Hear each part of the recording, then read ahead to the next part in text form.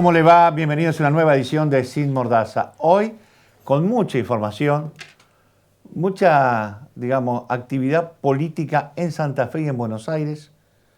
Estuvimos en el encuentro de alcaldes de todo el mundo que están trabajando para mejorar el tema del medio ambiente y este cambio climático que todo el mundo pregona en la frase marketinera, pero que muy poco se hace para concretar algún tipo de solución. También ya tenemos los invitados en estudio, ya está Oscar Urruti, secretario de Gobierno de la provincia, también está el senador Cornaglia, es decir, y muchas notas que en el transcurso del día se las vamos a ir presentando. Carlos, ¿qué tal? Bueno, hay muchos temas esta semana. Indudablemente comenzó todo con las elecciones en Avellaneda, el norte de la provincia de Santa Fe. Vamos a hablar de eso, lógicamente. Pero además, una semana que no va a pasar desapercibido, porque finalmente la provincia de Santa Fe le cobró la deuda a la nación. Bueno, eso es muy importante. Y sobre todo porque Perotti en su presupuesto incorporó estos fondos. Sí, justamente eso es lo que pasó. Ya está previsto para el próximo año, un presupuesto que lógicamente está en el tratamiento parlamentario, pero incorporando esos recursos. Hay que mencionar que incluso recibió efectivo. De los bonos que se vencían durante este periodo, desde marzo hasta ahora. ¿Lo cobró ya? Ya los cobró. O sea que, pero bueno, hoy con la computadora te lo transfieren. Te lo transfieren al toque. Bueno, eso fue lo que pasó y lógicamente le dieron los títulos públicos que tienen vencimiento postergado o posterior, que al mismo tiempo son ajustados por SER, que ya están disponibles para municipios y comunas, porque el 13.4 de todo esto pertenece a municipios y comunas. Sí, las que tienen que cobrar, porque algunas canjearon obras por anticipadas, sí, en su porque momento no tenían fe que se iba a cobrar. Bueno, en su momento, en la gestión de Lichi, él dijo, yo les doy la plata para hacer pavimento a cuenta de, después una raya de la deuda cuando el día que la cobremos. Bueno, por eso ahora se lo descuentan a esos municipios y comunas. Así que ese ha sido uno de los temas de la semana y el otro tema también, naturalmente, lo que pasó en la legislatura en las últimas horas. Tremendo fue, la verdad. Si bien es para el microclima político, porque no tuvo tanta repercusión, el recinto, a ver, la legislatura es un ámbito político, entendamos esto, porque si no, no vamos a comer la curva de que todo lo que pasa ahí es todo lineal. Hay mucha intencionalidad, sobre todo en una etapa de que en Santa Fe ya se largó la carrera del 23. Sí, a ver, la preocupación de muchos era si la provincia invierte en seguridad o no, si utiliza los recursos para la seguridad. Ese es uno de los temas y naturalmente, según la mirada de la oposición, dice, vemos la ejecución presupuestaria y no usan la plata. El gobierno dice, no solamente que usamos la ley de emergencia, sino que gastamos mucho más. Mucho más. Por eso, pero ya vamos a hablar con Urruti ese tema, pero fue, para que la gente sepa, el puntapié inicial de la crisis que vivió el Ministerio de Seguridad estos días, producto de que el ministro ya no la quiere más a la Morel dentro y que va a generar, digamos, la posibilidad, o se va el ministro o se va ella. Esto era la consigna que estaba planteada hasta el mediodía de ayer. También es cierto que por la ley de administración financiera, el Estado no puede gastar la plata, no es una familia que va y compras, aun cuando hay... O el cheque a fecha. No se puede. Y en la ley de emergencia tampoco te autoriza hacer una compra directa. La compra directa, que se dice habitualmente, incluso muchos legisladores no tienen la menor idea de lo que es la compra directa del Estado. En una empresa común, vos vas así comprás en forma directa. Acá no. Acá pasó, por ejemplo, para que la gente tenga en cuenta, en este momento está entregando de 280 y pico de camionetas las primeras 25. Primero ayer Santa Fe, 15 hoy en Rosario. Pero, a ver, para poder comprar estas 285 camionetas tuvieron que hablar con las terminales. Nadie porque querían que venga no solamente la que se comprometió, que fue Volkswagen, con la Amarok, sino que tampoco ninguna otra empresa, ni la Chevrolet, ni la Nissan querían entregar porque no tenían cantidad. No hay cubierta para entregar camioneta. Entonces, bueno, hay un problema que tiene que ver con una cuestión de la economía de hoy. Al mismo tiempo, la provincia no puede hacer una convocatoria para comprar de a 5 camionetas ni de a 10. Y mucho menos si va a comprar 300 camionetas. Y ahí hay un problema, es que la mayoría de las empresas no están en condiciones económicas, no tienen la espalda suficiente para proporcionar, tanto la provincia de Santa Fe como cualquier provincia, 300 camionetas juntas. Bueno, aparte, como decís vos, conseguir que una empresa, que la terminal te financie, porque vos hacés la licitación, tiene un periodo eso, vos presentás, llamás a la licitación, presentás hasta que te aceptan, pasa meses, y después tienen tiempo de entrega. pero el precio que vos acordaste en la licitación tenés que respetarlo. Y hoy una concesionaria no lo puede respetar porque las terminales todos los meses aumentan un 5, un 6%, y en algunos casos al 10%. Entonces, quien se hace cargo realmente de vender a las provincias son las terminales. La concesionaria hace de nexo, y la que también ahora, por ejemplo, otra de la locura, habría que buscar un color que ya se fabrique, porque hubo que pintarla todo con el color de Santa Fe, que es totalmente distinto al azul eléctrico que usa Amaro, que entonces tenés que pintarla de vuelta, tenés que plotearla, tenés que agregar el equipamiento, lleva un tiempo después. Y meter 280 todas juntas no se hace de un día para el otro. Por eso te entregan 10, 15 por día.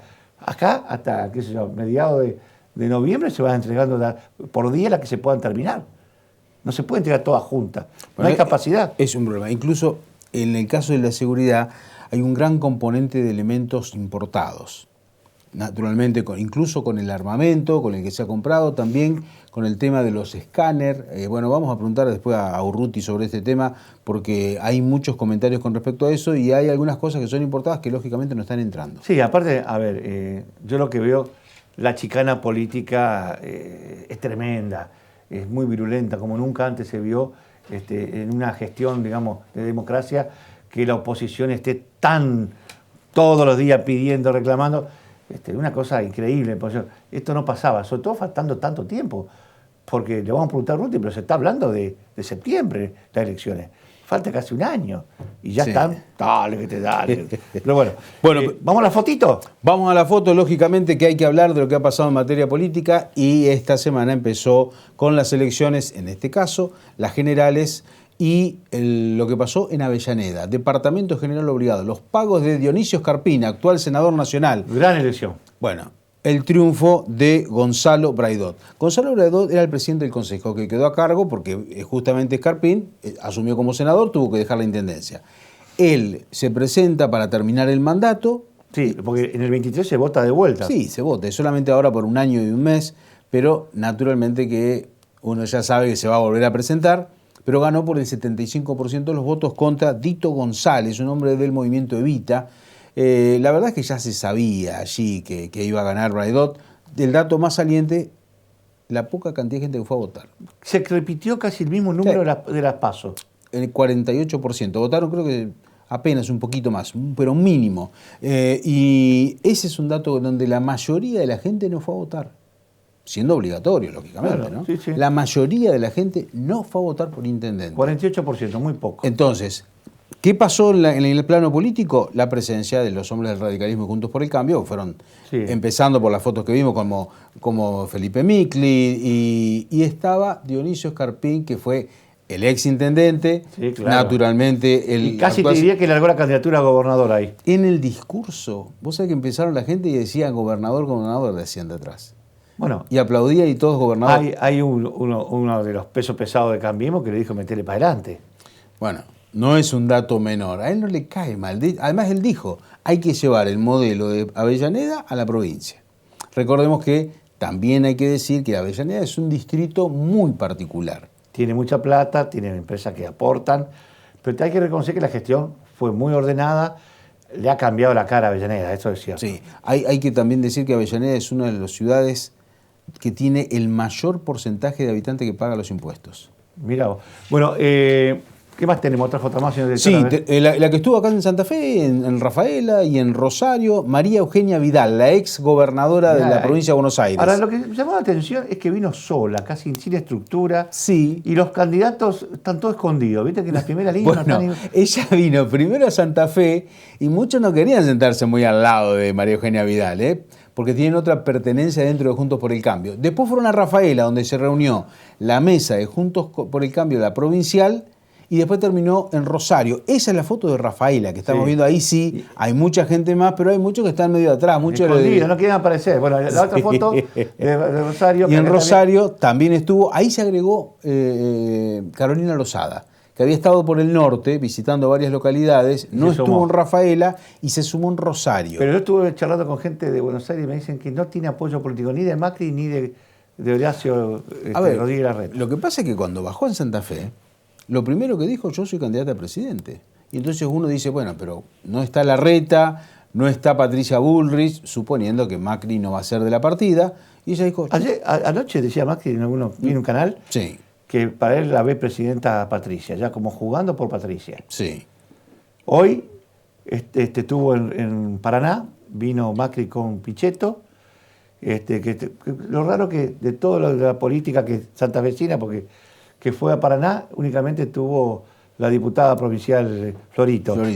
Invitada por Pichetto, porque Pichetto tiene como referente a la diputada. Pero me parece que ya Macri está diciendo Patricia. ¿Qué va a pasar con Larreta? Bueno, Larreta ha dicho que él va a enfrentar a Patricia Bullrich o quien sea. Pero llama la atención esta jugada de María Eugenia Vidal, que sale muy solitaria a decir también soy candidata. Bueno, tenemos pasó por acá. Tenemos muchos temas. Vamos a... porque se hizo esta semana, termina mañana, el C40. Antes eran 40 intendentes del mundo, alcaldes del mundo, preocupados por el medio ambiente y el cambio climático. En Argentina, el representante era Horacio Rodríguez Larreta, estuvo, fue el que consiguió esta fecha porque se saca, va a estar la declaración de Buenos Aires que se va a llevar después a Egipto para que los líderes mundiales lo tomen como premisa al tema del cambio climático. Pero bueno, estuvo alguien de la ciudad de Rosario, el intendente, por supuesto, mucha gente de Santa Fe. Me llamó la atención. Muchos intendentes de Santa Fe también estuvieron, pero tuvimos con Haskins, que estuvo sentado antes de la conferencia de prensa con todos los mandatarios, los que abrieron el Congreso. En la mesa de presentación estaba Haskins y charlaba de esta forma con nosotros. ¿Cuál es la expectativa por este Congreso, este foro de medio ambiente? A lo mejor, Carlos, es uno de los grandes temas, lo sabemos y lo sufrimos y lo padecemos mucho, en lo que tiene que ver con la protección del humedal como un ejemplo, pero en todo lo que tiene que ver con el cambio climático, el cambio, cómo afecta a la producción, la niña, lo que estamos padeciendo. Y yo creo que eso requiere una respuesta desde lo local, desde el territorio. Y acá vamos a tener ciudades de toda la Argentina y de todo el mundo discutiendo cómo ganamos peso las ciudades a la hora de discutir los recursos y el debate sobre el cambio climático. Ahora, Pablo, ustedes también se han presentado varios foros también presentando el cambio ambiental, nos preocupa a todos. ¿Cuál es la propuesta concreta de Rosario a este tema? Bueno, nosotros tenemos nuestro plan de acción climática, pero también sabemos que se necesitan recursos y normas a nivel internacional y a nivel nacional para cambiar y lograr una mejor protección del ambiente, en los humedales, en las situaciones que tienen que ver con la energía, en la forma en la que nos apoyan para, por ejemplo, modificar las pautas en las cuales nos movemos en las ciudades o nos transportamos. Bueno, en ese marco venimos acá con mucho entusiasmo a sumarnos y a aprender también. Por supuesto, hay más de 100 y pico de países, muchos alcaldes. El intercambio también sirve para crecer en algunas propuestas que tienen que ver para aplicarla en las ciudades, ¿no? Siempre sirve para aprender, para eso vinimos también. Naturalmente que el anfitrión era el jefe de la Ciudad de Buenos Aires, Horacio Rodríguez Larreta, allí con los primeros 100 mandatarios locales y posteriormente los alcaldes que vinieron de todos los lugares del país. Yo te digo, a ver, ¿qué es lo que llamó la atención de Larreta? Dijo, tenemos que pensar en federal, porque la Argentina siempre pensó en unitario, y por eso la convocatoria de esos más de 150 intendentes, que los amó, más allá que el que tenía la representación era él, dijo, lo quiero abrir porque esto lo hacemos entre todos, lo terminamos porque esto no se resuelve un día para el otro. Son años que hay que aportar, hay que hacer un plan y lo tenemos que hacer entre todos. Esto fue la idea por la cual él invitó a tantos intendentes de Santa Fe. ¿Querés ver la nota de lo que decía Por favor. Para cerrar? Yo estoy convencido, refuerzo mi convicción de que la diversidad enriquece, que la Argentina para salir adelante necesita un acuerdo más amplio, donde la diversidad enriquezca la propuesta y donde además eso nos permita trazar un rumbo que podamos mantener a lo largo de las décadas. La única manera de que la Argentina salga adelante es con un plan que podamos sostener. Y si hay un tema en particular que requiere la sustentabilidad, que requiere que se mantenga en el tiempo, es el cuidado en temas de cambio climático. Ninguna decisión que tomemos en esto va a tener un impacto mañana ni en el corto plazo. Acá el cambio lo vamos a hacer si logramos sostener un plan en el tiempo. Por eso todo este trabajo conjunto, multipartidario, es muy importante y de alguna manera lo vamos a refrendar o vamos a fortalecer el compromiso que tomamos como ciudades argentinas al presentar nuestra propuesta conjunta, una declaración que refleja la visión de las 150 ciudades representadas. Bueno, y en Buenos Aires tuvimos la oportunidad de cruzarnos con Florencia Cariñano. Es una referente, digamos, de la política nacional. Hoy con el tema de migraciones tiene un protagonismo bastante alto, sobre todo cuando estuvo la pandemia, era todos los días de la televisión. Había bajado su perfil, pero en las últimas horas una controversia con Macri por el tema de que Macri dijo los jóvenes se van para afuera, se están abandonando el país, salió a cuestionarle con algunos datos. Generó polémica. Sí, además, no solamente que ha tenido en algunos momentos mucho perfil, sino que es un apellido muy conocido en la provincia. Por Bueno, su papá. El papá, hablar de Cariñano en la política santafesina es un peso pesado. Y él está caminando, se lo está viendo últimamente. Eso significa que es posible que la veamos como candidata el año que viene. Sí, yo creo que ella está trabajando, caminando. Ella pertenece a un espacio muy puntual, Sí. que es de Marcos Clery. Y Marcos Clery quiere ser candidato a gobernador.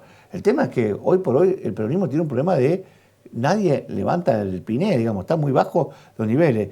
Y ella está caminando, bueno, por supuesto, donde por ahí se le puede dar alguna oportunidad. Ella no descarta por ahí ser diputada nacional, pero si hay una posibilidad de ser parte de una fórmula, no lo ve como a los ojos. Por eso está caminando.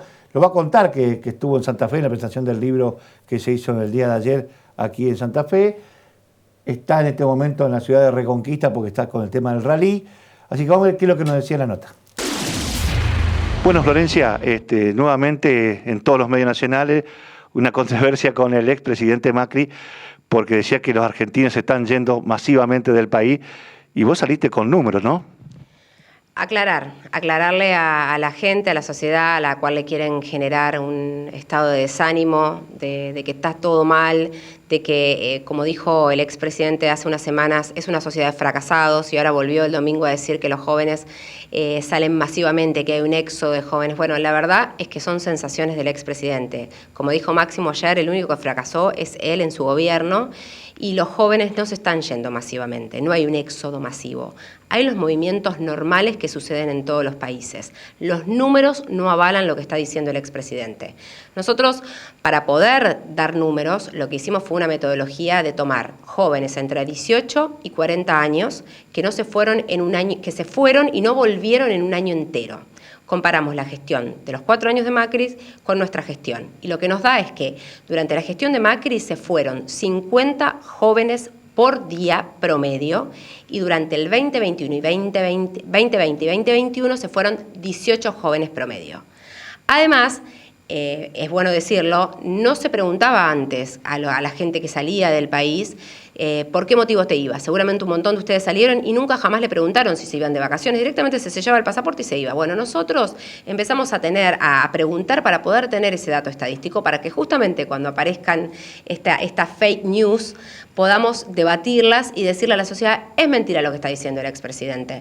Nosotros empezamos a preguntarle a la gente por qué motivo se iba, y para poder tener datos más cercanos, el 2022, que todavía no pasó el año y no podemos todavía medirlo, tenemos sí datos de hasta el 30 de octubre, y la gente misma declaró, la gente, y hablando de gente, estamos hablando de jóvenes, porque recordemos que lo que le rompió el alma a Macri son los jóvenes de 18 a 40 años, declararon 16 de ellos por día de que se iban por mudanza. Entonces, los datos son esos, son 18 entre el 2020 y 2021 y 16 en lo que va en el 2022. Entonces, una cosa es tener sensaciones sentados del sillón de la casa con la gente que lo rodea a él, que seguramente se puede ir a vivir, tiene la posibilidad económica de irse a vivir a Miami, a Estados Unidos, a cualquier parte, a Europa, y otra cosa es lo que sucede en la realidad. Y lo que sucede en la realidad son números. Y yo le pido a él, al PRO o a todos los que nos quieran discutir, es que nos discutan con números. Nosotros tenemos números sobre la mesa. Esperamos las discusiones, pero con números. Bueno, cambiando un poco de tema, la parte política, venís de una familia con tu padre de la política del peronismo, con el gringo Cariñano, que significa mucho en Santa Fe. Te estamos viendo recorrer la provincia. Estás, digamos, muy activa últimamente. Sí, estoy muy activa. Estoy yendo para todos lados en la provincia, mi provincia de la cual amo. Ahora mañana voy a estar en Santa Fe, mi ciudad. El viernes vamos a estar en el Rally, que es un evento muy importante en Reconquista que se va a dar, que ahí hay que darle mucha publicidad y que va a estar, espero, lleno de santafesinos, de chaqueños, de gente de todos lados que vayan a ver este espectáculo que se da por primera vez en Reconquista. Y estuvimos el sábado en Carmen del Sauce en una peña, estuvimos recorriendo todo el norte santafesino, y seguimos recorriendo el sur y estamos recorriendo, hablando con los compañeros, viendo las necesidades de los compañeros, de la gente, hablando con la gente, y estamos presentes porque queremos ser parte del futuro de conducción de la provincia. Estas elecciones del 23 se las ganaron mucho tiempo antes de lo previsto. Ya cuando apenas Cambiemos ganó en Santa Fe, es que como que pusieron primera, segunda, tercera, ya están en campaña hace mucho tiempo. ¿Cómo le ve las posibilidades del peronismo en Santa Fe? La verdad que uno no está en campaña, está hablando con la gente, como siempre nos indicaba Néstor, hay que hablar con la gente para poder entender las necesidades de la gente y en base a eso hacer las políticas públicas, las políticas que le cambian la vida a la gente. Entonces uno lo que está haciendo es recorriendo. Hoy no se puede pensar en candidaturas cuando la gente la está pasando mal y cuando tenemos un montón de problemas para resolver. Si me preguntás cómo lo veo, y yo soy peronista desde que nací, así que yo veo que el peronismo tiene posibilidades, por supuesto, de ganar la nación y por supuesto aún más de ganar la provincia. Cambiamos de tema, volvemos a la política local, en este caso puntualmente con uno de los candidatos a gobernadores. La semana pasada contábamos que hay un senador radical que dijo soy candidato a gobernador dentro de Juntos por el Cambio. Hugo Raceto, alguien el representante del departamento de Iriondo, que presentó en las últimas horas un proyecto de ley llamativo. Dice que el empaquetado de la carne tiene que tener una leyenda que diga producto con sacrificio animal. Yo no sé, debe ser vegetariano él, pero quiere generalmente la carne, producto con sacrificio animal. Quiere que tenga un gran etiquetado que diga eso. Y hay que matar la vaca, ¿qué quiere para comer? Normalmente sí. No te la va a comer cruda. Salvo Bigote Acosta, que se va a comer cruda un matable si llega a ser gobernador. Decía, en una chiste en la radio, Bigote decía que si llega a ser gobernador Escarpín, él se come un matable crudo. Pero bueno, sí. Pero bueno, le va a tener que poner el cartel porque Raceto está promoviendo eso en un proyecto de ley. Increíble. Bueno. También el tema, como decía hoy temprano Darío cuando empezó el programa, la noticia fue que nos dieron la plata y nos dieron los bonos que tanto nos debía la provincia. A ver, hay que recordar básicamente cómo viene esto. Esta es una deuda que la Nación tenía con Santa Fe de la época de Néstor Kirchner. A mí me gusta siempre aclararlo para que la gente entienda. En su momento, Santa Fe, por medio del pacto fiscal, había accedido a que le descuente por el tema de que la caja de jubilación. Santa Fe no le pasó la caja de jubilación a la Nación, como sí lo hicieron varias provincias. Se venció el pacto fiscal y por lo tanto no le podían descontar más. En esa época el presidente era Néstor Kirchner y dijo, descuéntenlo igual. No se puede porque Santa Fe no había aceptado. Le descontaron igual. A partir de ese momento la provincia empieza a reclamar. En forma administrativa, era el gobernador Jorge Obey, Néstor Kirchner dijo, le descuentan igual. Lógicamente ese reclamo continúa hasta que llega Wiener y va a la justicia, a la Corte. Después de tantos años, finalmente la Corte dice, le descontaron mal porque Santa Fe no había aprobado que le descuenten, devuélvanle la plata. Todo ese proceso, llevaron 15 años. Que es la plata que ahora se le devuelve después de tanto tiempo a Santa Fe. Que la plata no es la misma, ¿eh? Y no. No es la misma. Si vos lo tomás realmente a valor constante, es menos de la mitad. Menos de la mitad. Es impresionante cómo. Bueno, esta semana, en una reunión con Sergio Massa, finalmente le pagaron a la provincia de Santa Fe, así que... Estaban felices los dos, porque estaba feliz el Perotti y también Massa estaba feliz. ¿Los vemos? Y después de esta nota vamos con los invitados. El acta que firmamos junto al ministro en el día de hoy es el que genera las acciones para la transferencia de los títulos a la provincia de Santa Fe. Lo decía muy bien el ministro, muchísimos años en el que la provincia vino reclamando en sus instancias administrativas, yendo después a la Corte, y con el paso de los distintos signos políticos, cada uno de los gobernadores mantuvo el reclamo de la provincia de Santa Fe, que se reconoce en un fallo de la Corte, que se genera después un acuerdo que presentamos las dos partes para la homologación de esa sentencia, y es efectivamente lo que hoy estamos concretando ya para la transferencia, en tiempo y forma del cumplimiento de la sentencia, pero va mucho más allá de ello. Creo que es el reconocimiento a un fallo de la Corte, a la institucionalidad de la provincia, el respeto a un reclamo de las provincias ante la Nación y una forma de vínculo de instrumentar a través del diálogo lo que podrían haber hecho mucho antes otros presidentes y otros ministros. Se puede ejecutar ahora, se lleva adelante, y lo que estaremos haciendo en la provincia de Santa Fe es, en la semana, convocar a todos los municipios y comunas. Hay una parte que corresponde a ellos, son recursos coparticipables, el 13,43% va a ser coparticipado a cada municipio y cada comuna de la provincia de Santa Fe, y en definitiva, con este tipo de recursos se va a destinar a obra pública y equipamiento. Es el objeto con lo cual la legislación ya prevé el uso de estos recursos en beneficio de todos los santafesinos. Le estamos poniendo punto final a una pelea histórica. 15 años, la provincia de Santa Fe, producto de un descuento que le hace la Nación en el cambio de regímenes jubilatorios, llegó hasta la Corte, consiguió sentencia, y a partir de hoy ponemos en ejecución esa sentencia, le reconocemos a la provincia 151.000 millones que a partir de ahora pasan a estar disponibles directamente desde el Ministerio de Economía de la Nación al Ministerio de Economía de la provincia. Lo resolvimos después de 15 años con diálogo, con trabajo coordinado, con trabajo en equipo entre el Ministerio de Economía de la provincia de Santa Fe y el Ministerio de Economía de la Nación, así que satisfechos porque de alguna manera representa el reconocimiento del Estado Nacional a un derecho que es de todos los santafesinos y que le había sido negado por más de 15 años. Como le decíamos al comienzo del programa, ya está con nosotros y lo vamos a saludar a Oscar Urruti, secretario de Gobierno del Ministerio de Gobierno de la provincia de Santa Fe. ¿Cómo le va? ¿Qué tal? ¿Cómo va? Bueno, por supuesto que a estas horas el gran tema tiene que ver con lo ocurrido el día de ayer en la legislatura y sobre todo una cuestión que por ahí también se mezcla lo político, ¿no? Porque todo el mundo sabemos que ya estamos en carrera hacia el 23, como nunca antes, comenzó antes la campaña ya del 23, y el escenario, bueno, el tema de un pedido de informe y que se terminó, un escándalo que por ahí no sé cómo lo ve desde el gobierno. A ver, primero contextualicemos dónde sucedió esto, en la Cámara de Diputados de la provincia, un ámbito absolutamente político, al cual se citó a una funcionaria eminentemente técnica, Ana Morel, la contadora Ana Morel, que es la que tiene responsabilidad sobre la cuestión financiera, digamos, económica del Ministerio de Economía, la logística del Ministerio de Seguridad, fue a dar cuenta de cómo se habían utilizado los recursos que estaban autorizados por la Ley de Emergencia en Seguridad que votó en diciembre del año pasado en la legislatura.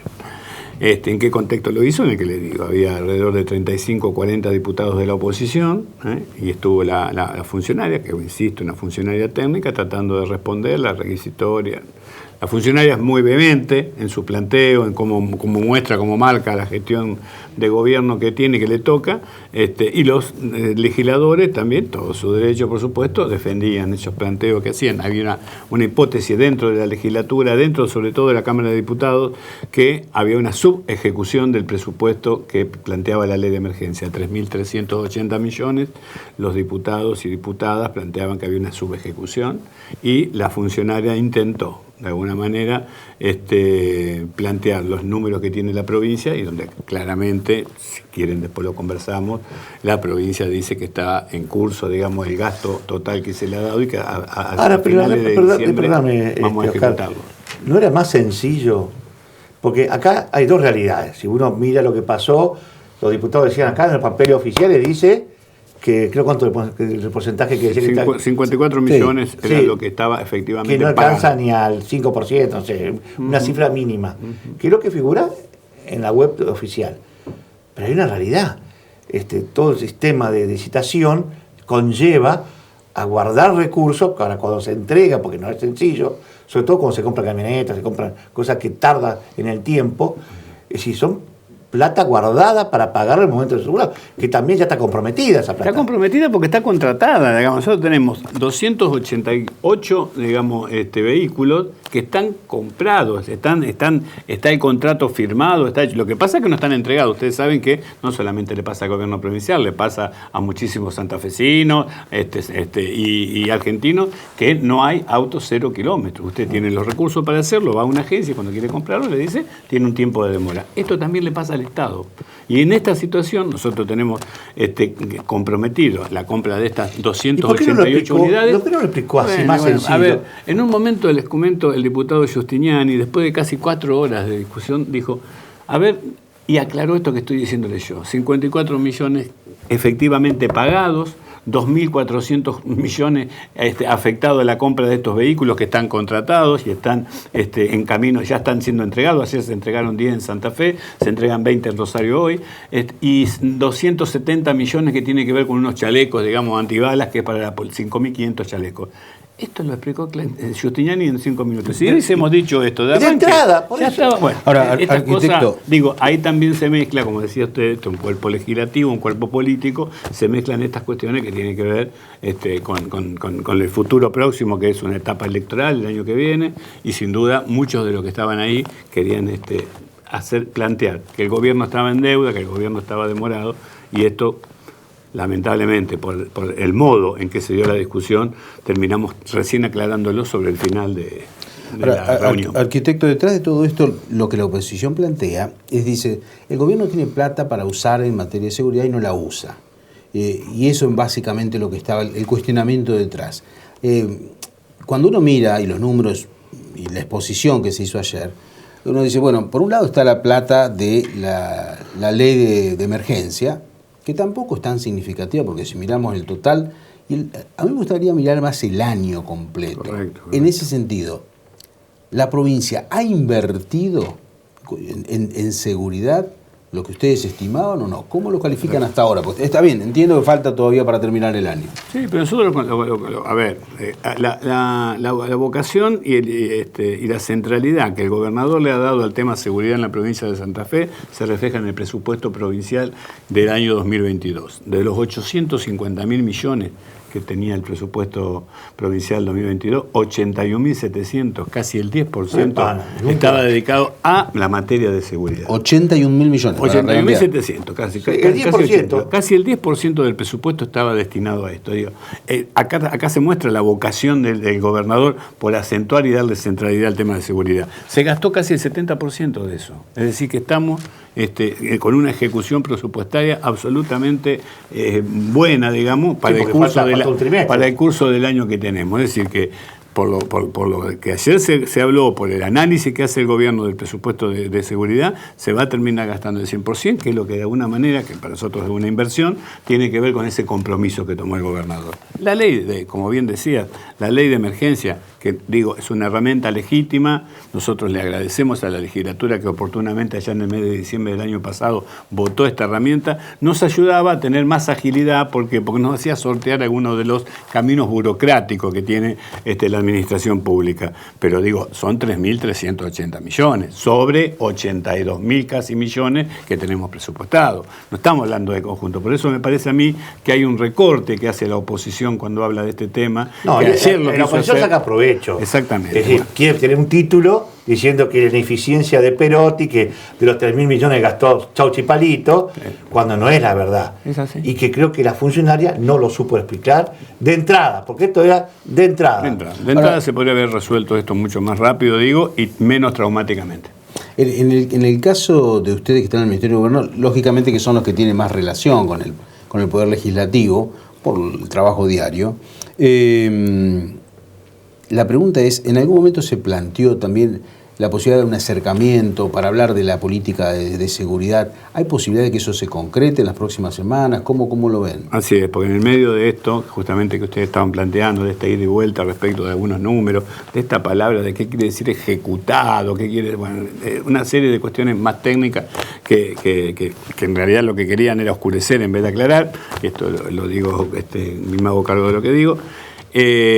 Hubo unos legisladores que sí plantearon que querían haber aprovechado todo ese tiempo que estuvimos en la legislatura para estar discutiendo en ese momento acerca de las políticas de seguridad. Querían conocer el pensamiento del ministro, de este nuevo ministro, porque en realidad no ha tenido oportunidad todavía de hablar con los legisladores sobre el proyecto de seguridad, cuáles son los lineamientos que quiere trazar. Así que en ese marco también lo que hicimos fue...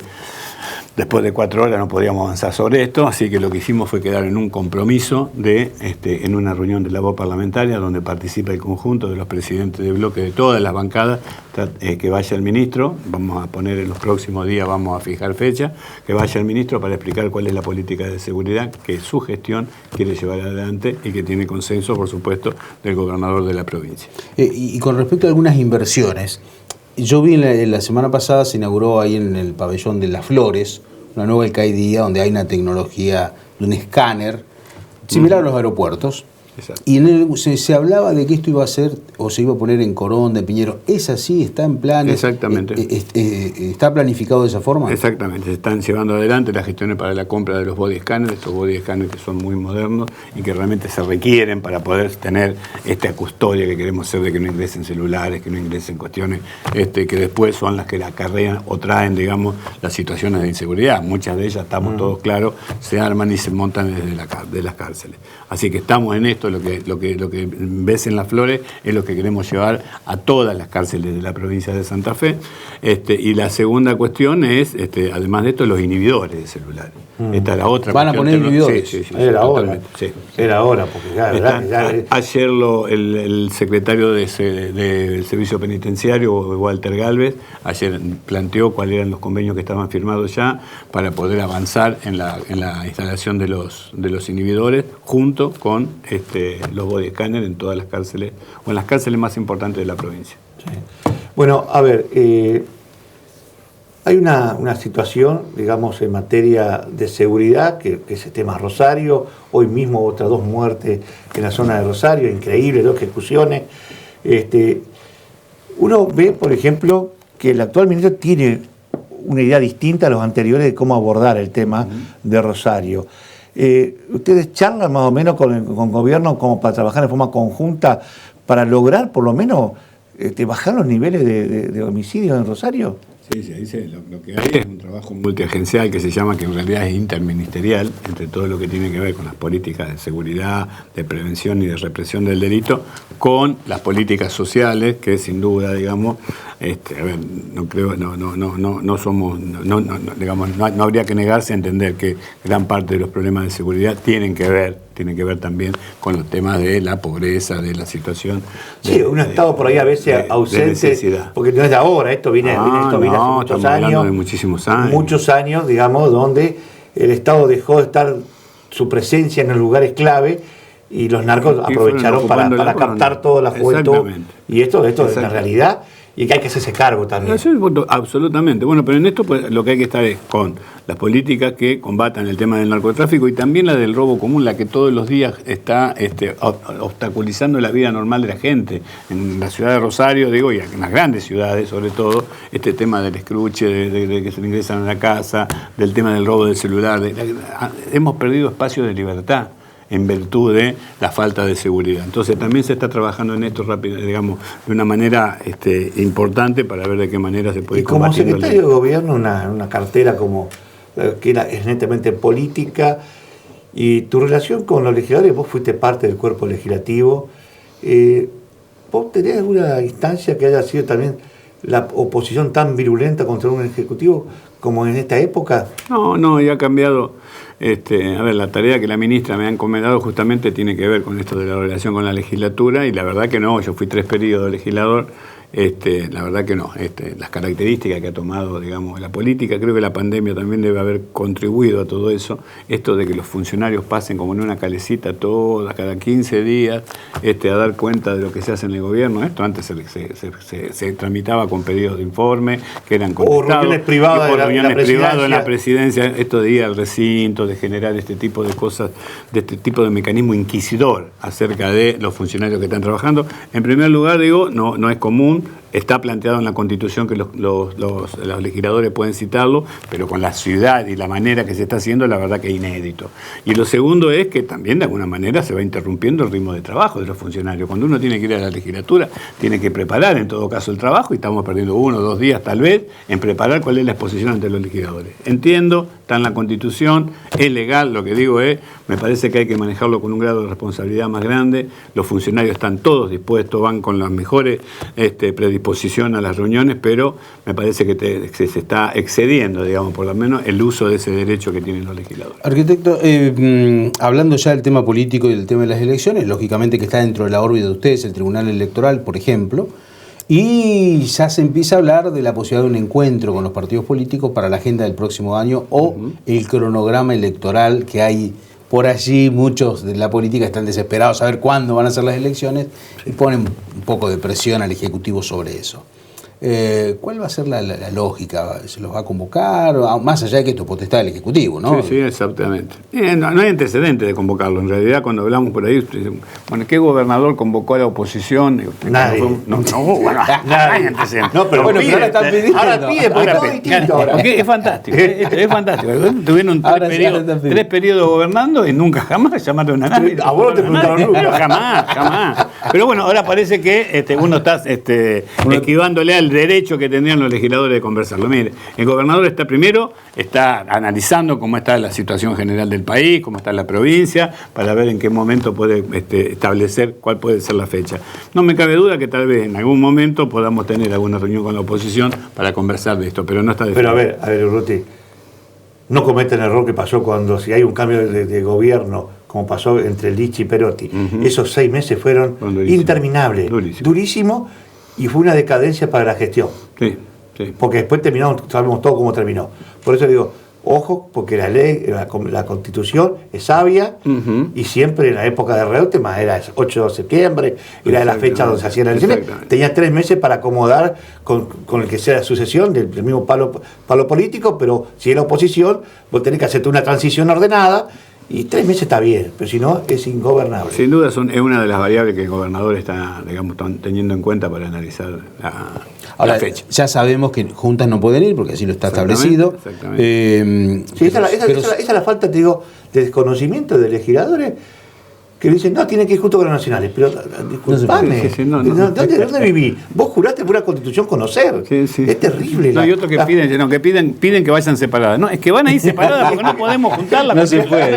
La Constitución no te permite. Claro. Además, la ley nacional es clara que es en octubre o en octubre. Es así, ahora, la pregunta es, aún así, por una cuestión de lógica política, uno mira eso, ¿no? Lo que pasa con el programa nacional. ¿El hecho de que haya paso o no puede cambiar? Sin duda va a ser también una de las cuestiones que se van a tener en cuenta. Parece una cosa lógica, cualquier hombre de la política lo entendería así.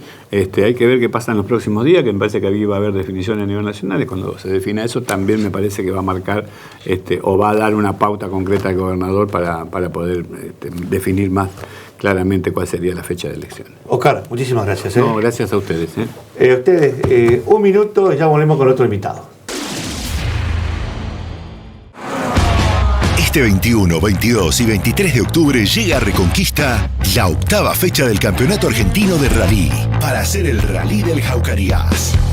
Prepárate para ver a los mejores pilotos y sus grandes equipos. Viernes 21, largada simbólica en el Anfiteatro Municipal. Sábado 22, tramos de carrera en el puerto, ladrilleros y hasta las Amintas y en La Lola. Domingo 23, en La Lola, ladrilleros hasta Barros Pasos y Autódromo.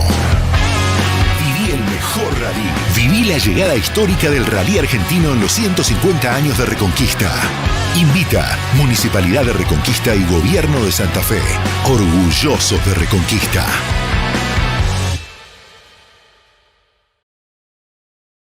Después de tantos años de mantener limpio el honor de esta familia, puedo decir con orgullo que este ciclo llegó a su fin. Sin más vueltas, me despido de todos.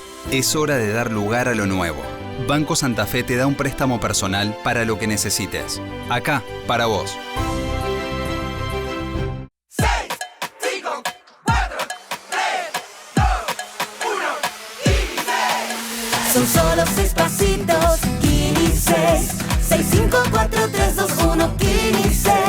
Son solo 6 pasitos. A la suerte hay que ayudarla. Con el Kini estás a 6 pasos de tus sueños. ¿Qué esperás para cumplirlos? 6, 5, 4, 3, 2, 1, 15. Sin Mordaza, periodismo independiente. Sin Mordaza, el periódico con mayor penetración en la provincia de Santa Fe. Sin Mordaza, el poder de la gente. Muy bien, continuamos aquí en el programa. Ahora está con nosotros el senador Guillermo Cornaglia, representante del departamento Belgrano. Y junto a él también el doctor Gabriel Bertino. Muchísimas gracias por estar con nosotros. Bienvenido al programa. Senador, ¿cómo estás, muchísimas Darío? Gracias. Pero muy bien. Además, qué lindo saber de un tema que normalmente no se habla frecuentemente. ¿Y qué existe? ¿Cómo es este tema de la violencia filoparental o la violencia de los hijos con los padres? Porque generalmente estamos acostumbrados a hablar o escuchar de un padre que puede agredir a un hijo, sea menor o no. Pero en este caso, ¿qué es lo que ustedes han traído a discusión? Al revés. Sí. La agresión de el los hijo hijos a los padres. Y el hecho que me acompañe el doctor Bertino no es una casualidad y habla de la no improvisación del trabajo de estas cuestiones, que para nosotros de hecho son muy importantes y muy serias. Y Gabriel lo viene trabajando desde históricamente, cuando él era uno de los integrantes allí en Montes de Oca, no solamente como presidente comunal, también ha integrado distintas asociaciones e instituciones importantes al respecto. Ha viajado a España, se ha formado, ha trabajado esta cuestión con un país como España, que está dentro de los 5 primeros del mundo involucrados en el tratamiento y en el trabajo. Ahora, de esta ¿es un materia. problema real hoy? ¿Es tangible? ¿Esto se ve? ¿Es frecuente que un hijo ejerza violencia sobre el padre? Y te voy a agregar algo más aparte de lo tangible y de lo real. Cuando comenzamos a hablar en los medios esto, es incalculable la cantidad de padres que se comunicaron con nosotros haciéndonos saber la realidad que vive cada uno de ellos dentro de sus casas, que por ahí no lo comentan, que por ahí no se conoce, que por ahí no se animan a decirlo, pero que existe una problemática que realmente cambia la dirección y el destino de cada familia. Nosotros lo que queremos lograr a través de esta ley fundamentalmente es la creación de la Secretaría de Violencia Filioparental dentro del Ministerio de Gobierno de la Justicia, que de lograrse sería el primer país en tener una Secretaría de Violencia Filioparental dentro del estamento gubernamental. Pero fundamentalmente con esa creación generar el involucramiento de todas las autoridades y fundamentalmente la capacitación de cada uno de ellos. Porque el hecho, más allá de que sea desconocido, es absolutamente conocible y basta con instalar el tema para saber la existencia de dicho problema. Ahora, doctor, ¿y cómo se trata eso hoy? Hoy, donde no tenemos esta legislación, o en este caso este organismo dentro del propio Estado. Mira, a nivel mundial se lo considera el tercer escalón dentro de la violencia familiar. O sea, primero fue el maltrato infantil, luego la violencia de género y ahora este escalón. Aquí, como todavía no está separado como una problemática especial, un tipo especial de violencia dentro de lo que es la violencia familiar, con características propias y abordaje específico para solucionar el tema, se estudia como un episodio normal de violencia dentro de la familia. Vos preguntabas cómo esto ocurre. Vos tenés, cada vez que nosotros damos una charla, nosotros hemos hecho capacitación. Yo vengo trabajando desde el año 2011 en el tema, en la instalación, hicimos un congreso que fue el primero en América Latina de violencia filioparental. Empieza primero, antes de la violencia, empieza con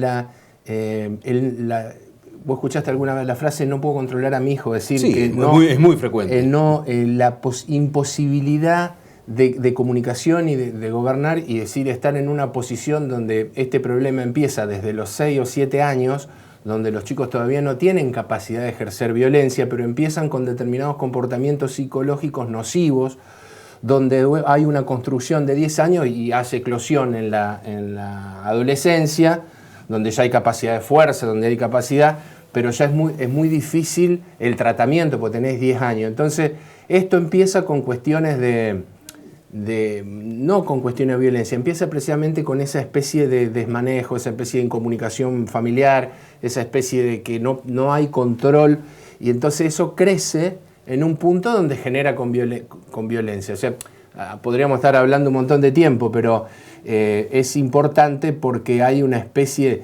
Por eso este tipo de violencia tiene algunas características que le son propias. Si bien no la define, una de las características es que los chicos son violentos solamente en el ámbito de la familia con sus figuras paternales. Digamos. Ahora, ¿tenemos casos de padres denunciando sí, a su hijo menor de edad por esa razón? Exactamente, hay casos. La gente no sabe que es una característica, entonces va a denunciar el hecho de que sufre la agresión. No denuncia la violencia filioparental porque no está tipificada. Pero sí hay muchos casos, basta hablar con jueces, nosotros en el Congreso veíamos que se enfrentan a esta situación de hijos que agreden a sus padres. Es decir, vos fijate la evolución. hay que mirar... Estamos hablando siempre de menores, ¿no? Menores, sí, siempre porque menores de edad. el figura es una relación de género y especie. Existen tipos de violencia contra los mayores adultos, por ejemplo, pero ¿qué pasa? La diferencia acá es distinto porque ya son mayores de edad y tienen herramientas legales para moverse. Acá estamos ante un caso de menores de edad que todavía están bajo la esfera de guarda de los padres, donde los padres son responsables, inclusive penalmente, por todo lo que hagan sus hijos, pero se ven constreñidos porque no tienen dominio sobre sus hijos y además son agredidos por sus hijos. Esto es un poco lo que estudia puntualmente la violencia filioparental. ¿Y en otros países cómo funciona esto? ¿Cuál es la actitud que han tomado? Mirá, se lo tipifica, yo te decíamos en el derecho comparado en España, al día de hoy hay más de 500.000 procesos judiciales iniciados por este tema. Padres que denuncian a sus padres hijos. que denuncian a sus hijos en la justicia penal adolescente, en la justicia que va de los 16 a los 18 años. En ese rango de edad hay 500.000 casos en la justicia española. Y esto empezó porque cuando la gente empieza a saber, acá no hay registro porque no hay ningún...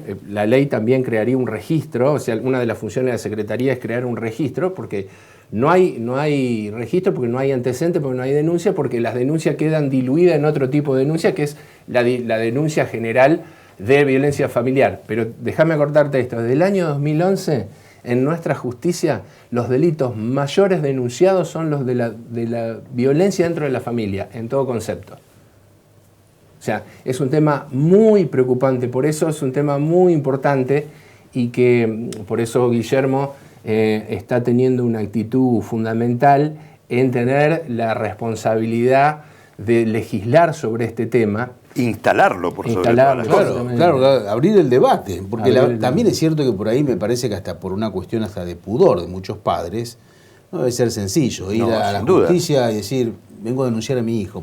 Pero el hecho que en España hoy tengas estos 500.000 procesos habla de que con el tiempo y dándole la importancia correspondiente y el conocimiento e instalarlo, como decía, la gente también va priorizando la posibilidad, más allá del pudor, de poder darle solución a un problema que sin duda lo aqueja y que en muchos casos realmente es muy serio. El tema es que es muy importante porque cuando vos mirás el tema de la judicialización, ya estás en una etapa final donde a veces tenés 10 años de historia difícil de tratar. Por eso también una de las funciones de la Secretaría es crear conciencia, porque el abordaje que vos podés hacer sobre un chico de 6 o 7 años, con pequeños cambios educacionales de comportamiento, se evita el problema y se evita llegar a un hecho que tenga que ser denunciado y judiciable. Entonces también el trabajo de esta ley es generar conciencia para que se pueda hacer una actividad preventiva, se pueda hacer una actividad que evite que después vos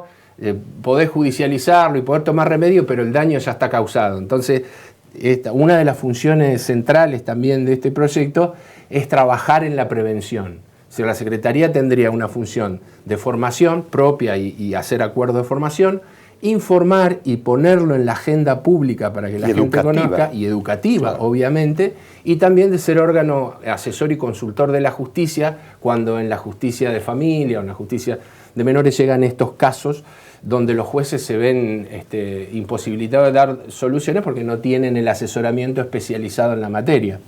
Senador, quiero aprovechar para preguntarle otro tema que usted viene trabajando hace bastante tiempo, que es el tema de las cooperativas. Y de esta ley que ha sido sancionada en el Senado, pero que está para el tratamiento en la Cámara de Diputados. ¿Cuál es la necesidad de que se apruebe o básicamente que se instrumente? La respuesta de la necesidad es imperiosa, porque estamos hablando de darle trabajo a la gente, sin incrementar el costo público de la provincia, simplemente reasignar partidas en un momento donde es tan escuchado, le estamos pagando a los vagos, acá le estamos, la propuesta nuestra es pagarle al que trabaja, es ver todas aquellas cooperativas que hoy tienen personas desocupadas dentro de su cooperativa, que el Estado le dé la posibilidad de trabajar. ¿Y cómo se lo podría llegar a dar? Nosotros insistimos en que el 10% del presupuesto total de la provincia sea reasignado a través de las federaciones a las cooperativas de trabajo con personas desocupadas. Vamos otra vez ahí porque estamos hablando de mucha plata. El 10% es muchísimo dinero. Bueno, a ver, ¿cómo sería? Hubo y tuvo en los trabajos de comisiones comenzar con el 3 y a lo largo de 2 años llegar a ese 10%, ir inclusive probando paulatinamente el funcionamiento del programa. Estamos hablando de que no solamente de los proyectos y de los presupuestos con empresas, estamos hablando de todo tipo de trabajo que pueda llevar adelante el gobierno de la provincia. De pronto pintar una escuela, hacer una cuadra de pavimento, refaccionar un hospital. O sea, en vez de contratar una empresa, que se contrate una cooperativa. Exactamente. O sea, esto no es que la provincia deje de contratar empresas. Un porcentaje al tiempo de 2 años llegue al 10% de determinados trabajos con cooperativas capacitadas para hacerlo, realicen ese determinado ¿Y la trabajo. Cámara de la Construcción, todo eso, cómo se pone nervioso o no? ¿Cómo lo toman? ¿Es una competencia? No, en realidad no vendría a ser competencia porque vos tenés que ejecutar el 10% de cada partida. Y muchas veces eso queda dentro del marco de contratación directa, pintar una escuela, cortar el pasto. O sea, eso no afecta con una licitación de una empresa que te quiere hacer una ruta. Entonces, y no estamos hablando del 10% del total de las adjudicaciones a las empresas, estamos hablando del 10% del total de la obra pública que, como dice Gaby, en algunos casos ni siquiera contratan a empresas, lo reasignan con municipios, lo reasignan con distintas cooperativas, que en este caso puntual nosotros estamos proponiendo que a través de las federaciones que nuclean las mismas sea justo y equitativo para el reparto de todas. ¿De cuántas cooperativas más o menos podemos llegar a estar hablando? Estamos hablando de 5.000... 6.500 hay, no están todas... porque por falta de trabajo se están cayendo en su constitución. Son muchas. Estamos hablando de más de 100.000 trabajadores, Darío. Por eso la importancia cuando me dijiste imperiosa, porque tiene media sanción en senadores, porque ahora está en diputados y porque en noviembre vence, fin de noviembre termina las sesiones ordinarias. Y estamos hablando de trabajo. Por eso les digo a la Cámara de Diputados, presten atención y trabajen fuertemente en esto. Es importantísimo. ¿Baja el costo laboral eso o no? Sin duda. Digo por el régimen, ¿no? Por el régimen cooperativo. Aparte de bajar el costo laboral, estamos subiendo la dignidad de las personas. Estamos hablando de esas personas que hoy llegan a su casa, no conseguir trabajo y no le pueden dar de comer a sus hijos. Estamos hablando de elevar la dignidad de nuestros trabajadores a un coeficiente normal. Démosle la posibilidad de trabajo, nada más. Senador, muchísimas gracias por haber estado con nosotros. Sí, doctor, muchísimas gracias también. Por favor, gracias. Gracias. Y para ustedes, punto final. Nos vamos a reencontrar la próxima semana en este mismo horario y en este mismo canal. Hasta entonces.